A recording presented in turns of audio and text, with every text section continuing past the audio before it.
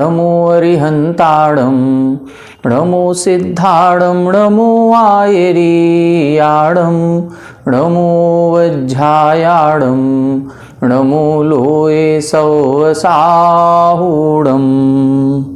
गुणानां विस्तरं वक्ष्ये स्वभावानां तथैव च पर्यायाणां विशेषेण नत्वा वीरं जिनेश्वरम्। 1008 श्री मूलनायक आदिनाथ भगवान की जय। द्वासांग जिनवाणी माता की जय। आचार्य श्रेष्ठ आचार्य गुरुवर श्री 108 देवसेन स्वामी जी महाराज की जय।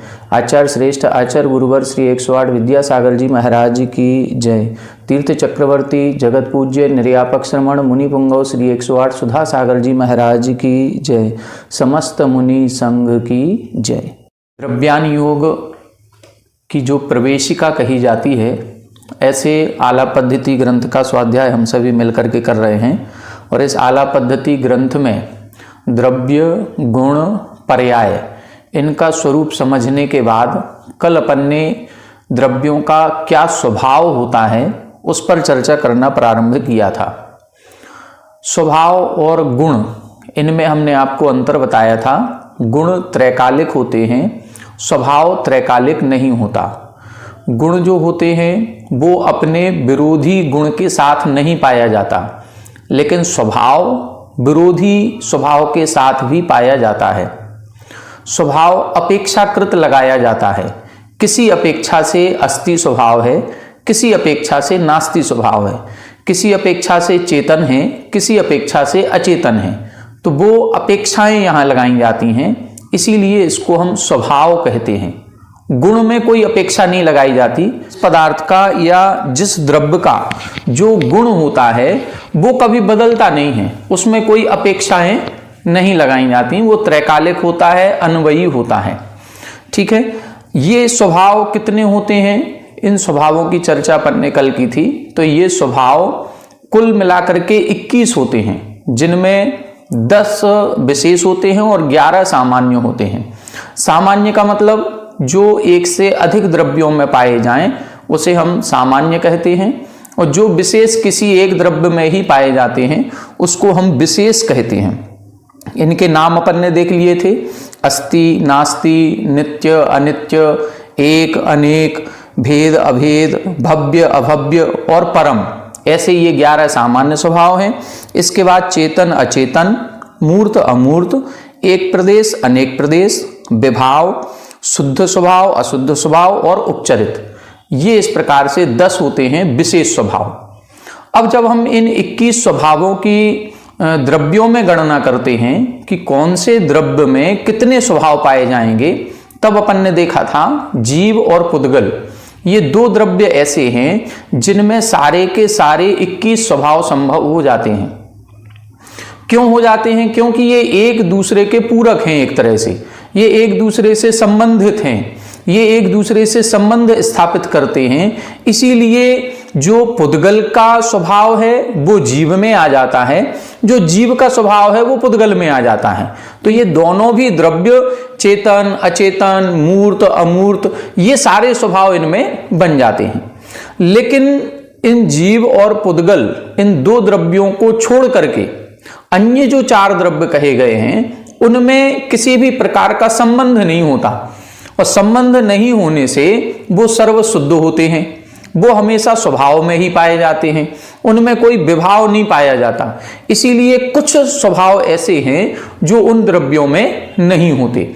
अब चेतन अचेतन, मूर्त अमूर्त, ये जिस प्रकार से हमने गुणों में चर्चा की थी कि द्रव्य में एक ही गुण होगा, या तो चेतन का या अचेतन का, मूर्त का या अमूर्त का। इसी तरह से जब हम अन्य द्रव्यों की चर्चा करेंगे और अन्य द्रव्यों में स्वभाव की चर्चा करेंगे तो उसी प्रकार का सिद्धांत लगाया जाएगा कि इन द्रव्यों में धर्म, अधर्म, आकाश और काल, इन चारों द्रव्यों में ये चारों द्रव्य चूंकि अचेतन ही होते हैं और अमूर्तिक ही होते हैं, इसीलिए इनमें अचेतन स्वभाव ही लगाया जाएगा और अमूर्तिक स्वभाव ही लगाया जाएगा। इनमें चेतन और मूर्तिक स्वभाव नहीं लगेगा। पुद्गल में क्यों लगा दिया, जीव में क्यों लगा दिया? क्योंकि वो आपस में बंधे हुए हैं। जब बंधे हुए हैं तो एक का प्रभाव दूसरे पर और दूसरे का प्रभाव पहले पर पड़ जाता है। लेकिन धर्म, अधर्म, आकाश, काल स्वतंत्र द्रव्य हैं, ये किसी से प्रभावित नहीं होते, ये किसी से संबंध नहीं बनाए हैं। इसीलिए इनका जो मूल गुण है वही इनका स्वभाव है। इनमें उपचार नहीं लगता कि किसी अपेक्षा से ये चेतन हो जाए, नहीं होगा। इसीलिए यहां पर जब धर्म, अधर्म, आकाश द्रव्य की बात की तो 5 स्वभावों के बिना 16 स्वभाव कहे गए। ये 5 स्वभाव कौन से हैं? तो अपन ने देख लिया, पांचों द्रव्य, ये जो 3 द्रव्य हैं, ये तीनों द्रव्य अचेतन होते हैं। अचेतन होते हैं तो चेतन स्वभाव नहीं होगा। ये तीनों द्रव्य अमूर्तिक होते हैं तो मूर्तिक स्वभाव भी इनमें नहीं होगा। ये तीनों द्रव्य हमेशा स्वभाव में पाए जाते हैं, इसीलिए इनमें विभाव स्वभाव भी नहीं होगा। ये तीनों द्रव्य हमेशा शुद्ध होते हैं, इसलिए अशुद्ध स्वभाव भी नहीं होगा। और इन तीनों में किसी भी अपेक्षा से उपचार भी नहीं किया जाता। उपचार का मतलब एक झूठे झूठे भी अपन नहीं कह सकते हैं कि हाँ चलो इसको हम अचेतन की जगह चेतन कह दें, नहीं, इसमें उपचार भी नहीं लगता। उपचार किसे कहते हैं? जो वास्तविक नहीं है फिर भी कह दिया जाता है।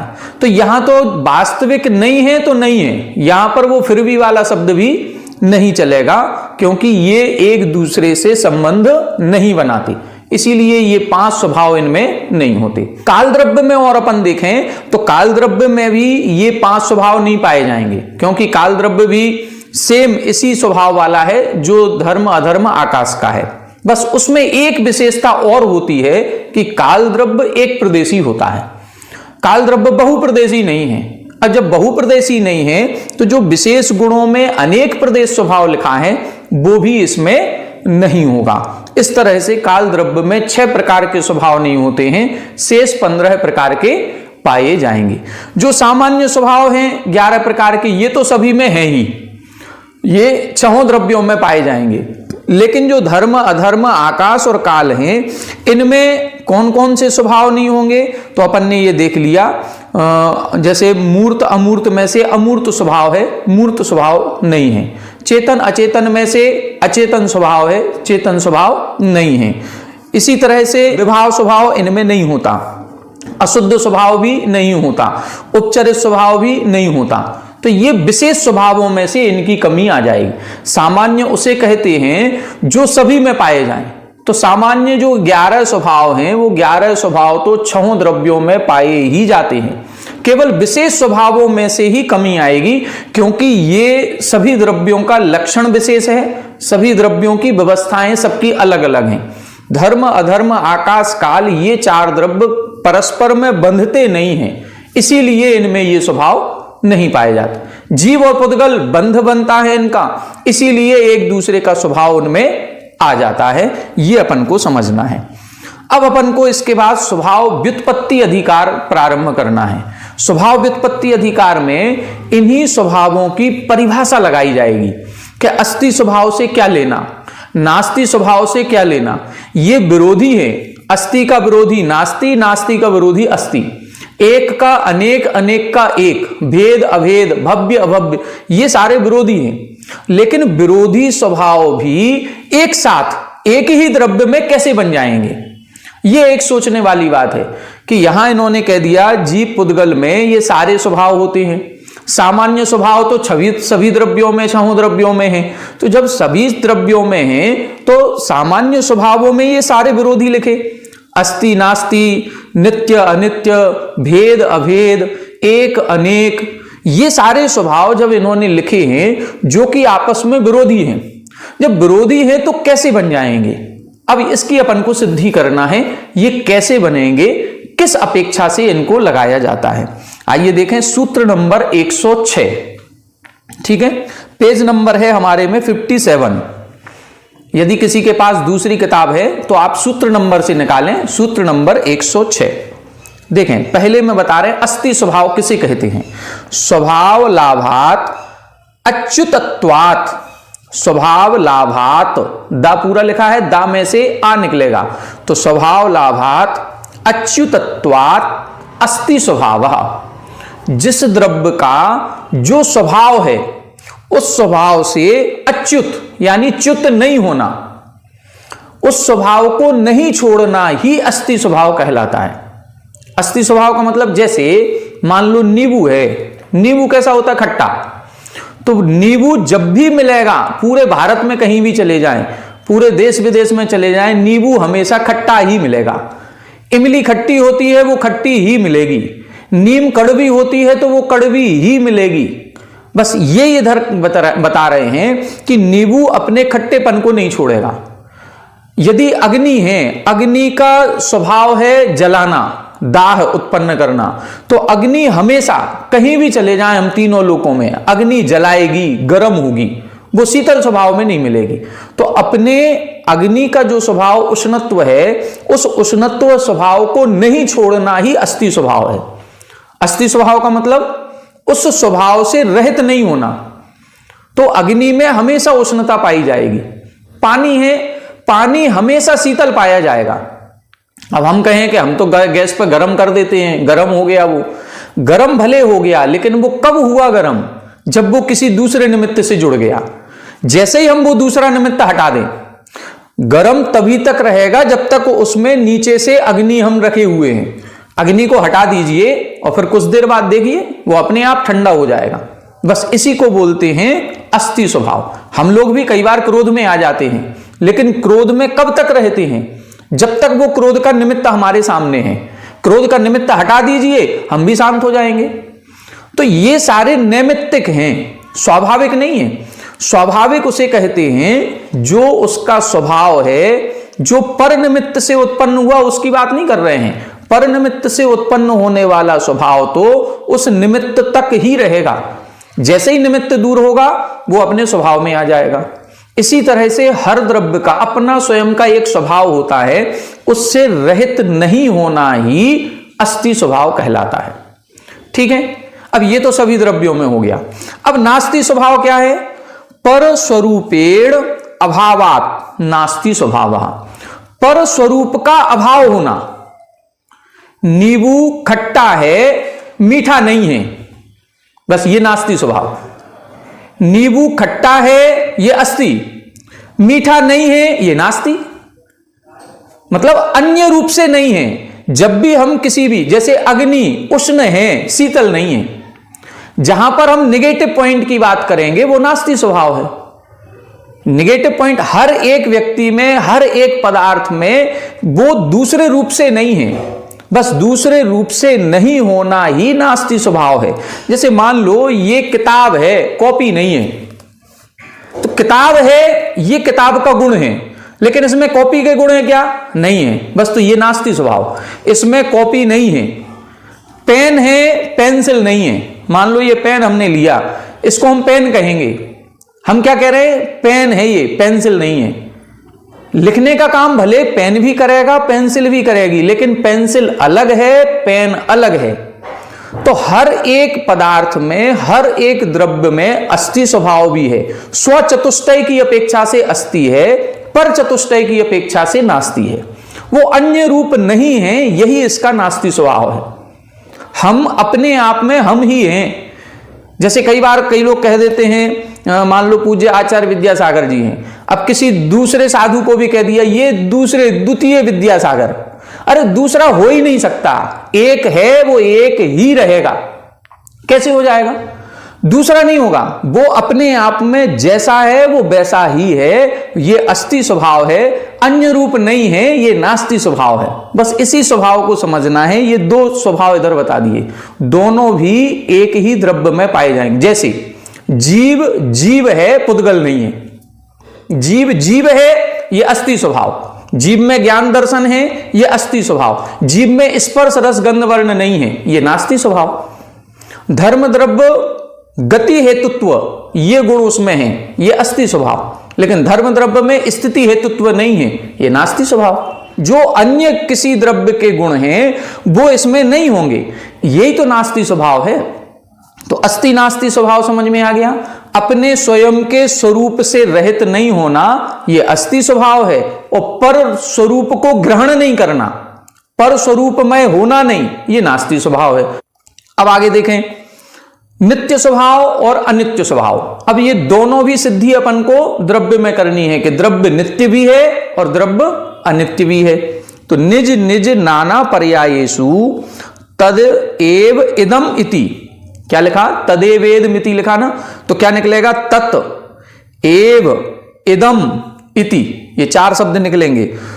निज निज नाना पर्यायेषु, स्वयं की अनेक पर्यायों में, तत् एव इदम इति, वह ही यह है, वह ही, तत् यानी वह, एव यानी ही, इदम यानी यह, और इति यानी है, वह ही यह है। इस प्रकार से द्रव्यस्य उपलम्भात नित्य स्वभावः, इस प्रकार से जो द्रव्य की उपलब्धि होती है उसको नित्य स्वभाव कहते हैं।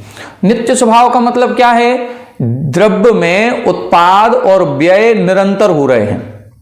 जब उत्पाद हो रहा है, व्यय हो रहा है, पूर्व पर्याय नष्ट हो रही है, नवीन पर्याय उत्पन्न हो रही है, तो पूर्व पर्याय के नष्ट होने में और नवीन पर्याय के उत्पन्न होने में तो अनित्य स्वभाव हो गया, वस्तु स्थिर रहेगी ही नहीं। हमारी मान लो ये पर्याय चल रही है और प्रति समय इसमें परिवर्तन हो रहा है। जब प्रति समय परिवर्तन होगा तो प्रति समय वस्तु बदल रही है, पूर्व रूप नहीं है, ये तो हो गया अनित्य। लेकिन वस्तु के बदलने पर भी हम ये कहते हैं ये वही है जिसको हमने कल देखा था, ये वही व्यक्ति है जिससे हमने पैसे उधार लिए थे, या ये वही व्यक्ति है जिसको हमने पैसे उधार दिए थे, ये मेरा वही मकान है जिसमें मैं रोज जाता हूं, ये वही मंदिर है जिसको हमने पहले दर्शन किए थे। कहीं ना कहीं परिवर्तन होते हुए भी यदि हम ये कह रहे हैं कि यह वही है, इसका मतलब है उसमें अभी परिवर्तन नहीं हुआ। कहीं ना कहीं परिवर्तन हो रहा है, प्रति समय पर्याय बदल रही हैं, पर्यायों के बदलने पर भी यदि यह व्यवहार हो रहा है कि यह वही है, इसका मतलब है कि उसमें कुछ ना कुछ तत्व ऐसा है जो पूर्व पर्याय में भी था, जो वर्तमान पर्याय में भी है, जिसके कारण से हम उसका व्यवहार कर रहे हैं, जिस कारण से हम उसको पहचान पा रहे हैं। इसी का नाम है नित्यपना, इसी को हम द्रव्य कहते हैं। उत्पाद, व्यय, द्रव्य, युक्तम, सत, ये द्रव्य का लक्षण है। तो द्रव्य में ये जो तीनों चीजें बताई हैं, उत्पाद भी, व्यय भी और द्रव्य भी, तो द्रव्य दृष्टि से द्रव्य नित्य है और उत्पाद और व्यय की दृष्टि से द्रव्य अनित्य है। बस ये दृष्टि लगानी है। तो नित्य और अनित्य स्वभाव, दोनों स्वभाव द्रव्य में है कि नहीं है? दोनों स्वभाव हैं, दोनों स्वभाव हैं। मान लो ये पर्याय हमारी मनुष्य की है, ये मनुष्य की पर्याय नष्ट हुई, देव पर्याय उत्पन्न हो गई, लेकिन आत्मा वही है जो इसमें भी थी, इस भव में, और उस भव में भी है। अब कोई अवधि ज्ञानी मुनिराज होंगे, वो जानेंगे कि ये वही जीव है जो पूर्व भव में मनुष्य था। तो उन्होंने उस जीव को पहचान लिया है, तो कहीं ना कहीं पर्याय बदलने के बाद भी कुछ तत्व तो ऐसा है जो बदला नहीं है। बस उसी दृष्टि से ये नित्य है। इसी को हम द्रव्य दृष्टि कहते हैं। तो द्रव्य दृष्टि से क्या है? द्रव्य नित्य है। निज निज नाना पर्यायेषु, अनेक पर्याय उत्पन्न हो रही हैं, अनेक पर्यायों के उत्पन्न होने पर भी यह वही है। बस इस प्रकार का जो व्यवहार है, द्रव्यस्य उपलम्भात, द्रव्य का ग्रहण करना, उपलम्भ का मतलब ग्रहण करना, द्रव्य के ग्रहण करने से नित्य स्वभावः, नित्य स्वभाव कहलाता है। यदि ये नित्य स्वभाव नहीं होगा तो हम सबका सारा लोक व्यवहार ही खत्म हो जाएगा। तो नित्य स्वभाव के कारण ही लोक व्यवहार चल रहा है, हम एक दूसरे को पहचान रहे हैं। ठीक है। अनित्य स्वभाव किसे कहेंगे? तस्य अपि अनेक पर्याय परिणामितत्वात् अनित्य स्वभाव। तस्य अपि, उसी में, उसी का, जिसको अभी हमने ये कहा है कि यह वही है, तो वही है या उसमें कुछ परिवर्तन हुआ है? वही होते हुए भी उसमें परिवर्तन हो रहा है। प्रति समय अर्थ पर्याय बन रही है, प्रति समय इसमें परिवर्तन हो रहा है। तो प्रति समय परिवर्तन होते हुए भी यह अनित्य स्वभाव वाला कहलाएगा। हमारे में प्रति समय परिवर्तन भी हो रहा है, लेकिन हम किसी ना किसी तत्व के कारण से पहचाने भी जा रहे हैं। तो जिस तत्व के कारण से पहचाने जा रहे हैं, जो नष्ट नहीं होता, जो द्रव्य है, ध्रुव है, स्थिर है, उसी को हम नित्य कहेंगे। और प्रति समय का जो परिवर्तन हो रहा है, उस दृष्टि से हम अनित्य हैं। कुल मिला के पर्याय दृष्टि से अनित्य स्वभाव है, द्रव्य दृष्टि से नित्य स्वभाव है। पर्यायों में भी द्रव्य दृष्टि से नित्य स्वभाव है, उत्पाद और व्यय की दृष्टि से अनित्य स्वभाव है। ठीक है, दोनों क्लियर हो गए। अब देखें एक स्वभाव और अनेक स्वभाव, ये क्या कहलाता है? स्वभावानाम एक आधारत्वात् एक स्वभावः। ये इतने सारे स्वभाव हैं, ये किस में पाए जाते हैं? जीव में पाए जाते हैं या किसी एक द्रव्य में पाए जाते हैं। इस दृष्टि से एक आधार होने के कारण से ये कैसा है? एक स्वभाव है। जैसे मान लो हम अकेले हैं, एक व्यक्ति है कि 4-6 हैं? एक। लेकिन हमारा भांजा हमको मामा कहता है, हमारा भतीजा हमको चाचा कहता है, हमारा बेटा हमको पापा कहता है, हमारे पिताजी हमको बेटा कहते हैं। तो हम एक हैं कि 4 हैं? हम हैं एक, लेकिन चारों भी गुण हमारे अंदर हैं। बस तो हम चारों गुण एक साथ हमारे अंदर ही होने के कारण से हम एक स्वभावी हैं। लेकिन जब चारों अलग अलग बोलेंगे तो हम अलग अलग हो जाएंगे। 4 गुणधर्म होने के कारण से हम 4 हैं। इसलिए एक स्वभाव भी है और अनेक स्वभाव भी है। दोनों स्वभाव जीव में बन जाएंगे।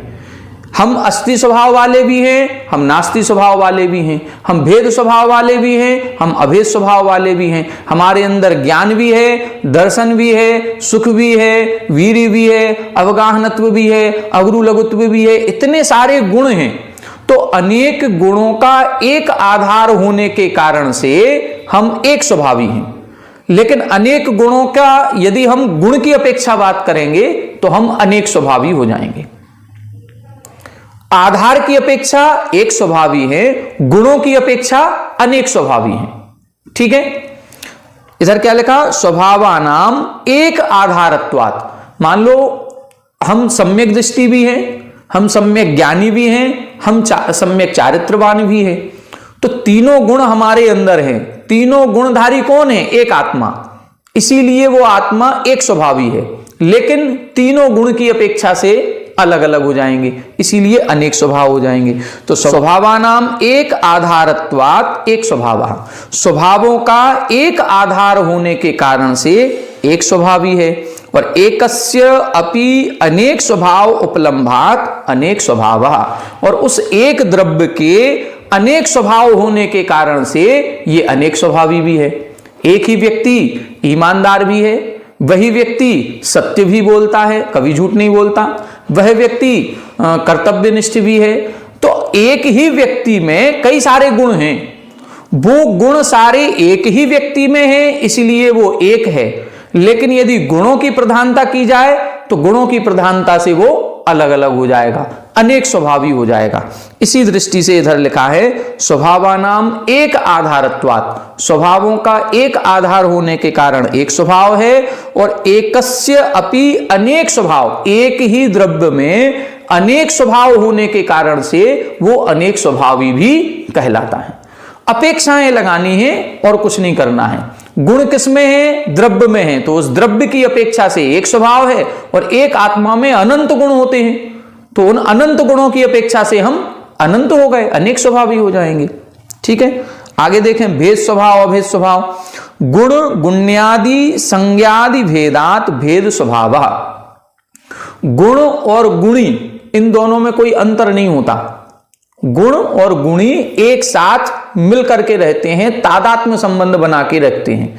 तो गुण और गुणी में कोई भेद नहीं, लेकिन ये गुण है और ये गुणी है, इस अपेक्षा से दोनों में भेद पाया जाता है। जैसे आत्मा में ज्ञान गुण है, तो क्या इस ज्ञान गुण को अलग निकाला जा सकता है? नहीं निकाला जा सकता। जैसे मान लो ये सोने की रिंग पहने हैं, अब इसका ये पीला कलर है, इसको आप बाहर निकाल के रख सकते हैं? नहीं रख पाएंगे, वो उसी में रहेगा। तो कोई भी पुद्गल है, उस पुद्गल में जो स्पर्श रस गंध वर्ण है, उसको हम उस पुद्गल से अलग नहीं कर सकते। जो जीव है उसमें जो ज्ञान दर्शन पाया जाते हैं, गुण पाए जाते हैं, उस गुण को हम अलग नहीं कर सकते, इस कारण से तो अभेद है। लेकिन शब्दों की दृष्टि से अलग अलग हैं। द्रव्य अलग है, उसका स्पर्श अलग है, रस अलग है, गंध अलग है, वर्ण अलग है, ज्ञान अलग है, दर्शन अलग है। यदि हम ज्ञान कह रहे हैं और ज्ञानी कह रहे हैं, इसका मतलब दो शब्द अलग अलग हैं, तो दोनों में अंतर है। हम ज्ञान गुण के कारण से ज्ञानी हैं, हम धन के कारण से धनी हैं। जब हम धन हमारे पास होगा तो ही हम धनी कहलाएंगे, इसी तरह से हमारे पास ज्ञान होगा तो ही हम ज्ञानी कहलाएंगे। अब ज्ञान को आप अलग निकाल के नहीं रख सकते, इसलिए तो ये अभेद है। लेकिन ज्ञान अलग है, ज्ञानी अलग है। गुण की अपेक्षा से जब उनका नाम अलग कहेंगे, उनका लक्षण अलग करेंगे, तो लक्षण की अपेक्षा से, उनके नाम की अपेक्षा से, उनके प्रयोजन की अपेक्षा से इनमें अंतर पाया जाता है। इसीलिए ये भेद स्वभाव है। तो गुण गुणी आदि संज्ञादि भेदात, गुण और गुणी में संज्ञा आदि के भेद से भेद स्वभाव है। जैसे द्रव्य, जीव द्रव्य, ये गुणी कहलाएगा। अब गुणी तो हो गया एक जीव द्रव्य, लेकिन गुण कितने हैं? हमारे अंदर ज्ञान गुण भी है, दर्शन गुण भी है, सुख गुण भी है, वीर्य गुण भी है, ऐसे अनंत गुण हैं। तो अनंत गुण, अब गुणों की संख्या अलग हो रही है, गुणी की संख्या अलग हो रही है, तो संख्या की दृष्टि से दोनों में अंतर हो गया कि नहीं? हो गया। दोनों के लक्षण में अंतर होगा कि नहीं? आत्मा किसे कहते हैं? जो ज्ञान गुण से सहित होती है, जो पदार्थों का ज्ञान करती है, उसे हम आत्मा कहते हैं या जीव द्रव्य कहते हैं। लेकिन ज्ञान गुण किसे कहेंगे? ज्ञान गुण की परिभाषा बताओ। जिस गुण के कारण से आत्मा पदार्थों का ज्ञान करती है, जिस गुण के कारण से आत्मा पदार्थों का ज्ञान कर रही है, उसको हम ज्ञान गुण कहेंगे। तो ज्ञान गुण की परिभाषा अलग बनेगी और ज्ञानी आत्मा की परिभाषा अलग बनेगी। तो दोनों के लक्षण में अंतर है, दोनों की संख्या में अंतर है, दोनों के नाम में अंतर है, इसीलिए तो हो गया भेद स्वभाव। लेकिन दोनों को अलग नहीं किया जा सकता, इसीलिए हो गया अभेद स्वभाव। तो ये दोनों भी इधर बता दिए। गुण गुण्यादि संज्ञादि भेदात भेद स्वभावः, और गुण गुण्यादि एक स्वभावत्वात् अभेद स्वभावः। ये तादात्म्य संबंध है, और तादात्म्य संबंध होने के कारण से इनको अलग नहीं किया जा सकता। इसीलिए जैसे मान लो दूध में शक्कर घोल दी, अब दूध में शक्कर जो घोली है तो दूध मीठा हो गया। अब इस मीठेपन को दूध से अलग किया जा सकता है क्या? मीठेपन को दूध से अलग करके दिखाओ, नहीं कर पाएंगे। लेकिन अब हमको पता है दूध अलग था, दूध में हमने शक्कर घोली इसलिए मीठा हुआ। तो शक्कर का स्वभाव अलग है, दूध का स्वभाव अलग था, शक्कर के कारण से दूध मीठा है, लेकिन अब दूध के उस मीठेपन को अलग नहीं कर सकते। तो दूध में जो मीठापन आ गया है ये अभेद स्वभाव, इसको हम अलग नहीं कर सकते। लेकिन अलग अलग हैं कि नहीं? अलग अलग हैं। दूध अलग था, मीठापन अलग था, हमने दोनों को मिला दिया, अब वो ऐसे मिल गए, ऐसा तादात्म्य हो गया उनका कि अब उनको अलग नहीं किया जा सकता। तो उनका लक्षण आदि की अपेक्षा से उनमें भेद है, और एक स्वभावी होने के कारण से उनमें अभेद है। तो ये दोनों स्वभाव सभी द्रव्यों में पाए जाते हैं। भव्य स्वभाव और अभव्य स्वभाव, ये अच्छे से समझें। भव्य और अभव्य का मतलब वो जीव द्रव्य वाला भव्य अभव्य नहीं लगाना है, जो अपन ने पारिणामिक भाव में पढ़ा है, जीवा भव्यत्व, जीव भव्य भव्यत्वानि च, नहीं, वो नहीं है कि जीव भव्य होता है अभव्य होता है। भव्य किसे कहते हैं? जिसमें सम्यक दर्शन प्राप्त करने की शक्ति होती है वो भव्य है। जिसमें ये सम्यक दर्शन प्राप्त करने की शक्ति नहीं, उसे अभव्य कहते हैं। इधर ये वाला भव्य अभव्य नहीं है। यदि ये वाला भव्य अभव्य लगाएंगे तो केवल जीव में ही लगेगा, जबकि ये भव्य और अभव्य स्वभाव सामान्य स्वभाव है, और सामान्य स्वभाव है तो पुद्गल में भी है, सामान्य स्वभाव है तो धर्म द्रव्य में भी है, अधर्म में भी है। अब अधर्म में कैसे लगाएंगे? उसमें भी क्या सम्यक दर्शन प्राप्त होता है? नहीं होता। तो वहां पर ये वाला भव्य अभव्य वो अलग है और ये अलग है। तो यहां पर क्या है? भव्य का मतलब है योग्यता, भव्य का मतलब भवितव्यता, वो योग्यता, परिणमन करने रूप योग्यता। तो जिसमें भावी पर्याय रूप से परिणमन करने की योग्यता होती है उसे भव्य स्वभाव कहते हैं।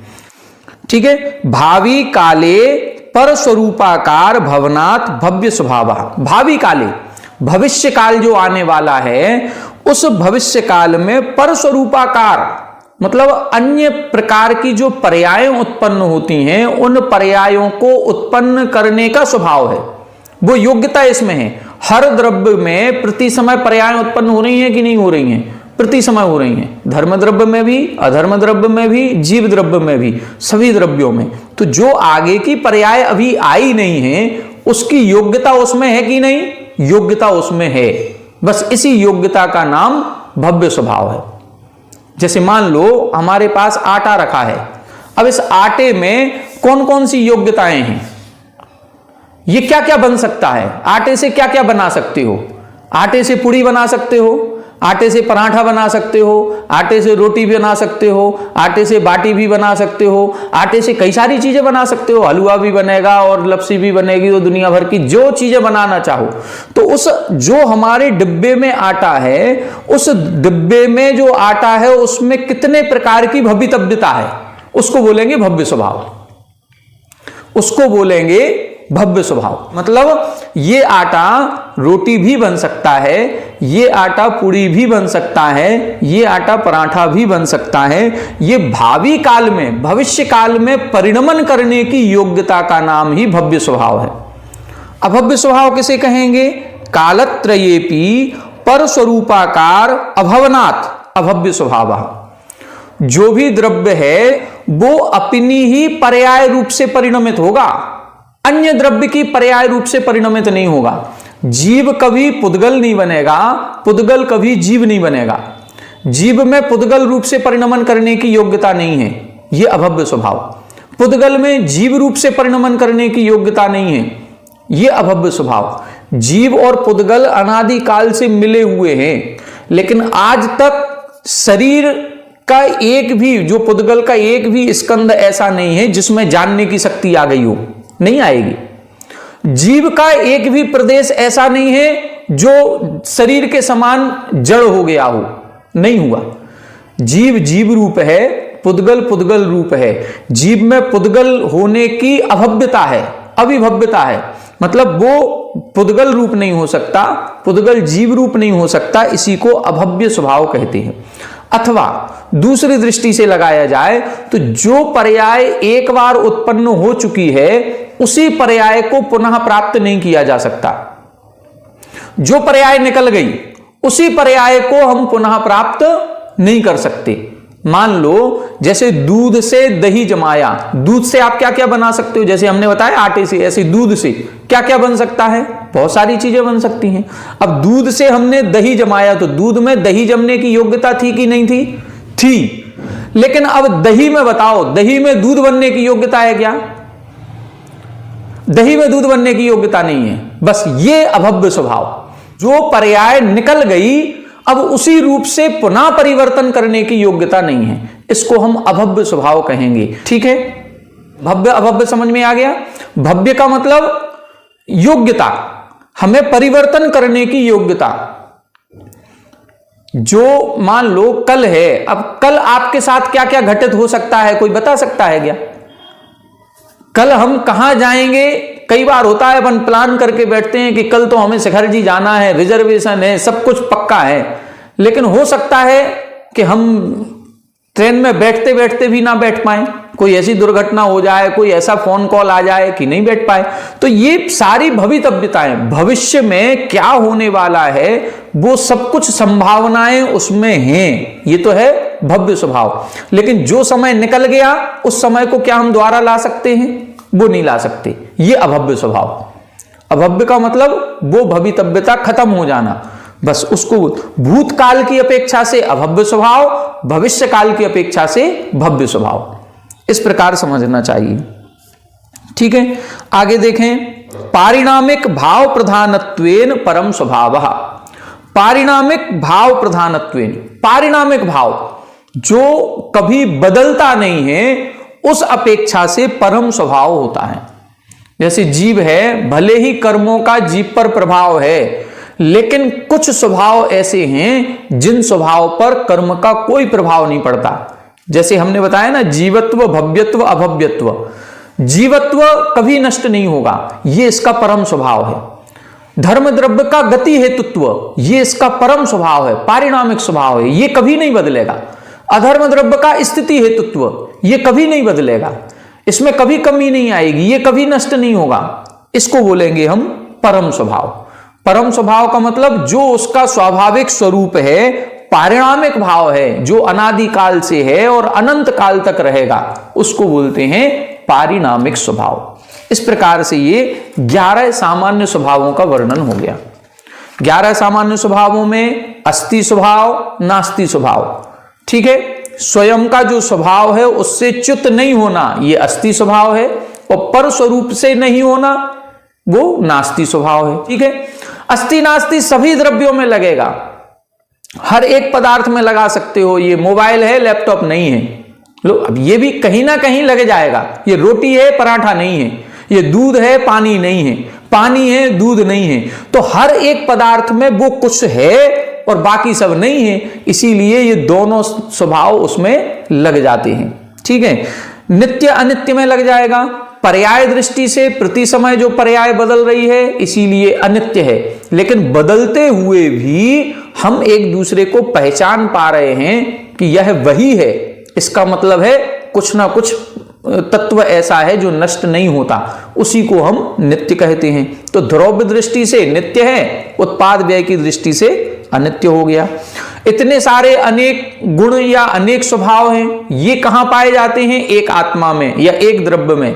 तो उस एक द्रव्य की अपेक्षा से एक स्वभाव है और अनंत स्वभावों की अपेक्षा से अनंत स्वभावी, अनेक स्वभावी हो गया। भेद और अभेद में क्या है? गुण गुणी में अभेद होता है, इसीलिए अभेद स्वभाव है, लेकिन गुण अलग है, गुणी अलग है, इनका नाम अलग है, लक्षण अलग है, संख्या अलग है, इस अपेक्षा से भेद स्वभाव हो गया। भव्य अभव्य बताई दिया, भविष्य काल में पर्याय रूप से परिणमन करने की योग्यता है, इसीलिए भव्य स्वभाव है, लेकिन जो पर्याय इसकी एक बार निकल गई उसी पर्याय को पुनः प्राप्त करने की योग्यता नहीं है, इसका मतलब है अभव्य स्वभाव है। दूसरा ये लगाते हैं कि जो द्रव्य है वो स्वयं रूप से परिणमन करता है, अन्य द्रव्य रूप से परिणमन नहीं करता। जीव कभी पुद्गल रूप नहीं होगा, पुद्गल कभी जीव रूप नहीं होगा। अनादिकाल से आत्मा कर्मों से बंधी हुई है, कर्म पुद्गल है, आत्मा जीव है, लेकिन आज तक कर्म का एक भी परमाणु में जानने देखने की शक्ति नहीं आई, और आज तक आत्मा के किसी भी प्रदेश में जड़ रूप होने की शक्ति नहीं आई। तो ये कभी नहीं बदलेंगे, इसी का नाम है अभव्य स्वभाव। और पारिणामिक भाव, पारिणामिक स्वभाव का मतलब है जो अनादिकाल से जीव का स्वरूप बनाया गया है, बताया गया है, उस स्वभाव को नहीं छोड़ना, वो परम स्वभाव कहलाता है। जैसे जीव का जीवत्व, ये जीवत्व कभी नहीं नष्ट होगा, हम चाहे संसार में रहें चाहे मोक्ष को प्राप्त कर लें। सिद्धों में भी जीवत्व है, संसारी अवस्था में भी जीवत्व है, निगोदियां हैं उनमें भी जीवत्व है, देव हैं उनमें भी जीवत्व है। किसी भी गति में, किसी भी योनि में जाएं, जीवत्व पाया ही जाएगा। इसको बोलते हैं हम परम स्वभाव। संज्ञा लक्षण प्रयोजन से हमने बता दिया ना, संज्ञा का मतलब नाम, ये ज्ञान गुण है, ये दर्शन गुण है, ये आत्मा है, तो अलग अलग हो गया ना। हमने बताया दूध में शक्कर घोल दी, तो दूध अलग है, शक्कर अलग है, नाम अलग अलग है कि नहीं? दोनों के गुण अलग अलग हैं, दोनों का सबका मतलब लक्षण अलग अलग है, इसीलिए ये भेद है। लेकिन जब मिले हुए हैं आपस में तो अभेद है, उनको हम अलग नहीं कर पा रहे हैं, तो अलग नहीं कर पा रहे हैं इसलिए अभेद है, और उनका लक्षण अलग है, उनका स्वरूप अलग है, उनकी संख्या अलग है, उनका नाम अलग है, इस दृष्टि से भेद स्वभाव है। तो आज की कक्षा में अपन ने इन 11 सामान्य स्वभावों को समझा। अब कल आगे जो विशेष स्वभाव आएंगे उन पर चर्चा करेंगे।